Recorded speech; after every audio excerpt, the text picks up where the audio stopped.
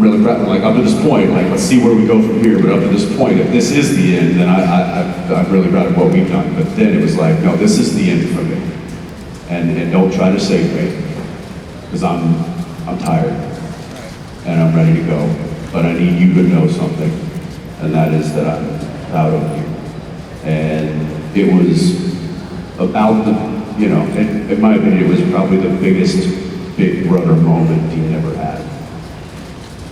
Almost fatherly in a sense. And so I think that that's why it was more directed to him and not us. That's what I think. Thank you. My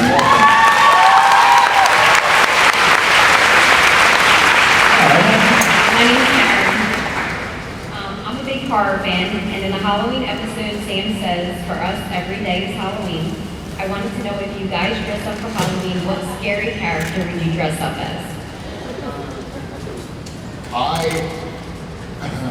I'm a Halloween Grumpus.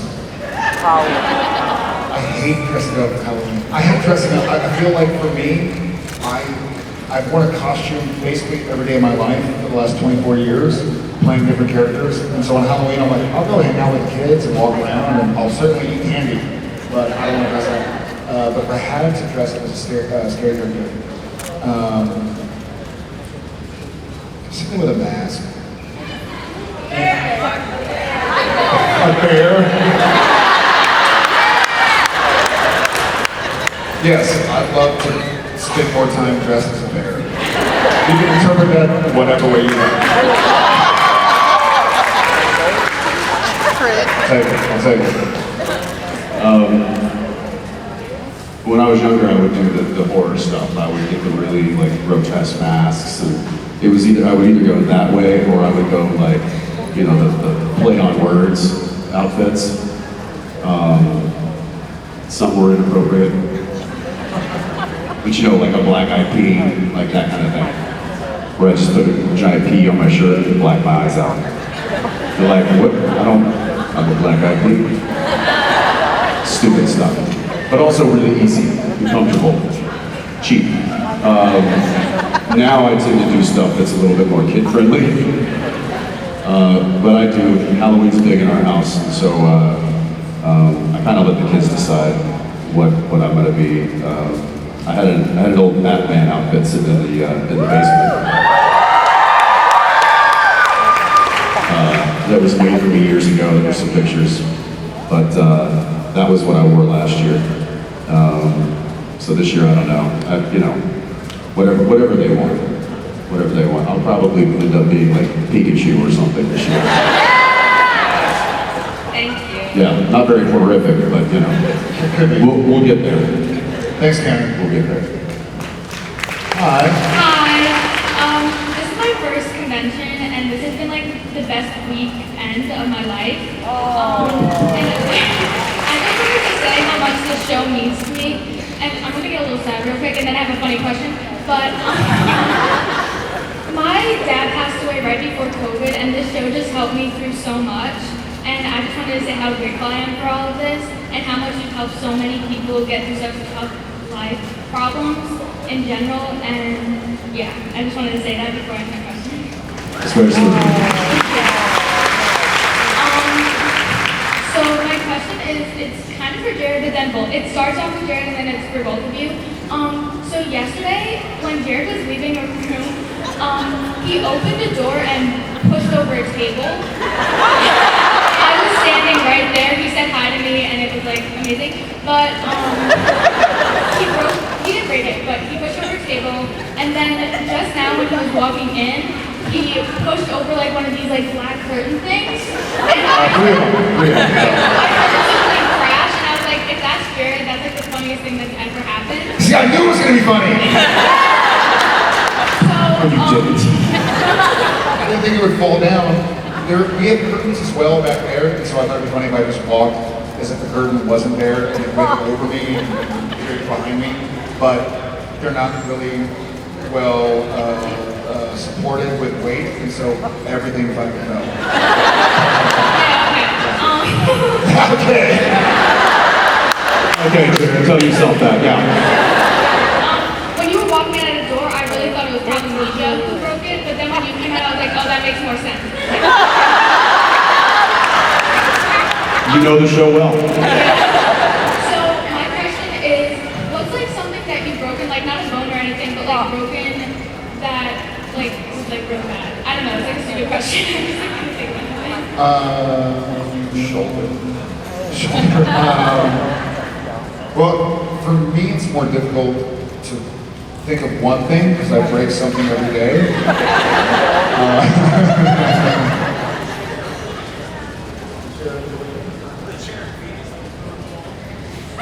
Oh yeah, no, I was going something worse. I don't know. As your resident moose, I think I just I don't know something. You ever seen a moose try to trample something? I've seen you stand try and strangle people. What? What? Oh, trample? Trample, like when a moose is like fighting something, No, but it like uses its legs and it's like, I mean, it looks like it's having a seizure. That's just Jared in life.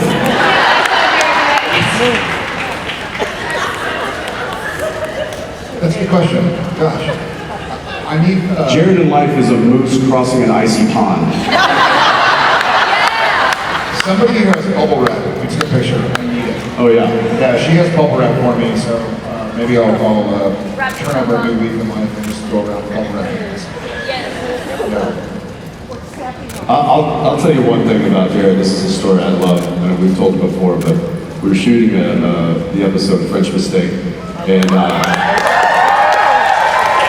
it was right when we were in Bobby's house, and it was right when Balthazar, right? Yeah, Sebastian.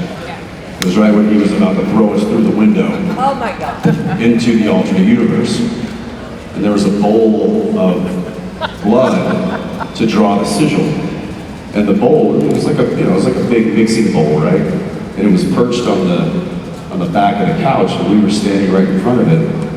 And while they were setting up a light, or they were doing something, we were just about to roll, and somebody bumped the couch, probably him, and the bowl starts teetering, and I've got my back turned, I'm like over here, and I turn just as the bowl slowly starts to tip, and then boom, blood goes everywhere, and I quickly look at Jared as though he's just, all he had to do was this. That's it, and that fast too, just. And instead he goes, ah!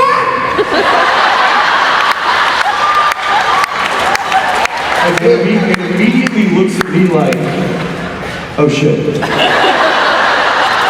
And I go, what was that? He goes, I always hoped I wouldn't react like that. For me, it was like the bowl was teetering, and yes, I could have gone like this, but instead I was like, not today! Ah! Oh shit. So it didn't really break anything, but it certainly ruined the set for like the next. So they had to clean it up, but it was like a 30-minute, clean up, and I was like, all you had to do was just reach out. Yeah. And he's like, I didn't want to get involved. I know. I rode the train one time. That's a story for another day. Oh, All right. Thank you. Well, thank you. I'm Melissa from New Hampshire, and you probably don't remember a couple of years ago I came to one of these, and I told you that during the pilot episode, during the commercial break, I found out I was pregnant with my son. Yes. And He's here now. Sam, when Hell House is here. So he's here with me again tonight. He's got the dashboard of the car that he's restoring the Impala. And so I really wanted to say thank you because it kind of gave us this mother-son bond we probably wouldn't have had otherwise. So, and then he actually just texted me a great question though. So we're from New Hampshire. Our state motto is live free or die.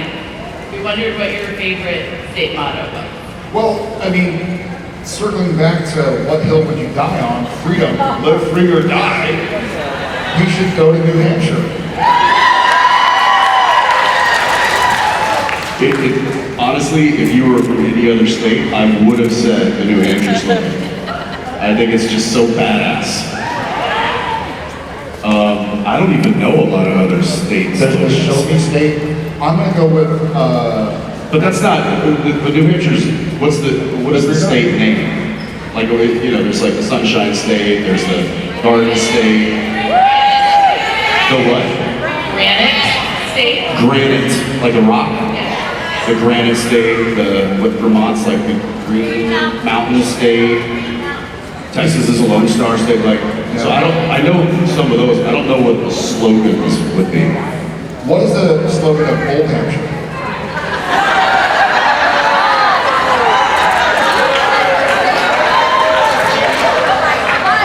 I think the slogan that I love, Oklahoma is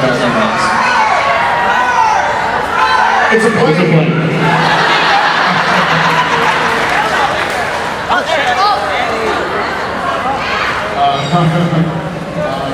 Where's its ticket? Come and take it.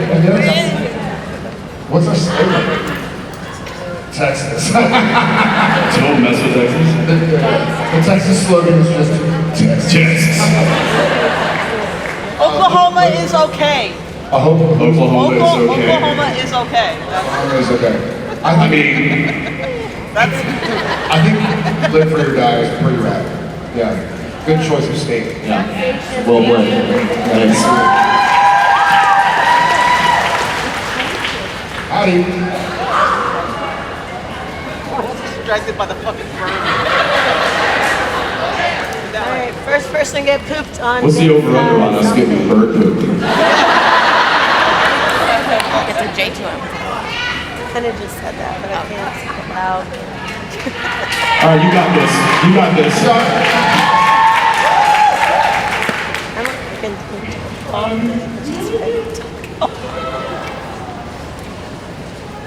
Hi. Hi. My name's Jen. I'm a badass Jennifer, by the way. I love it. So I'm going to be 40 this year, and this is my first con coming for Supernatural. And all because of my mother, Liz, that's in the back. Hi, Liz. Badass Liz. So I'm sorry, and I'm just really nervous because I didn't think this was called. So my question for you is how did it feel to bring your wives onto Supernatural for season 15? Great question, Badass Jennifer. It was great, you know. The gang on Supernatural knew the two of us when we were single 20-something-year-olds, you know, and then saw us fall in love and saw us raise a family. And on the weekends, he'd go home, visit Neil and the kids. I'd go home and visit Jen and the kids. We'd come back and you'd catch up and do a fellow cast through. So it's awesome when you get to show off somebody that means so much to you. It's like introducing friends or reintroducing friends. It's like, dude, you're gonna love this person, or hey, you're gonna love them, and then you get to see them together and you get to take a back seat. Another wonderful thing is that when our wives are in the room, we're not the most important thing in the room, and so we can kind of like just take a seat and sit back and watch and see everybody enjoying each other. So I enjoyed it very, very much. I didn't.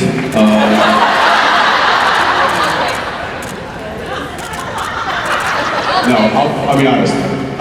So, Jared and I have there's a way that we operate on our set. And there's a way that we operate with each other, with our crew, with other castmates. And you may or not know this, but it's a little goofy. And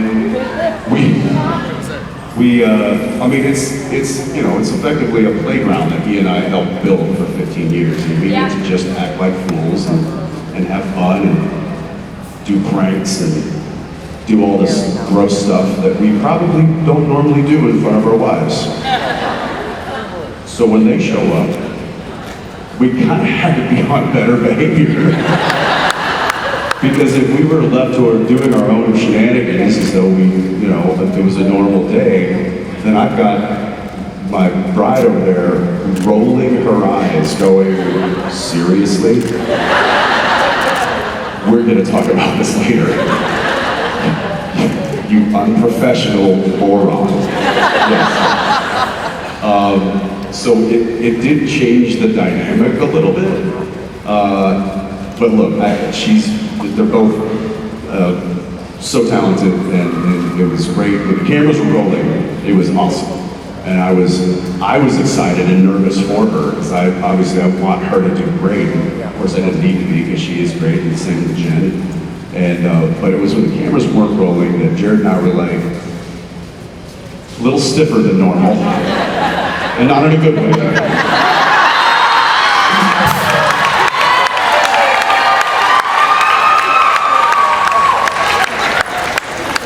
That's what I think about that. Thank you. Thank you.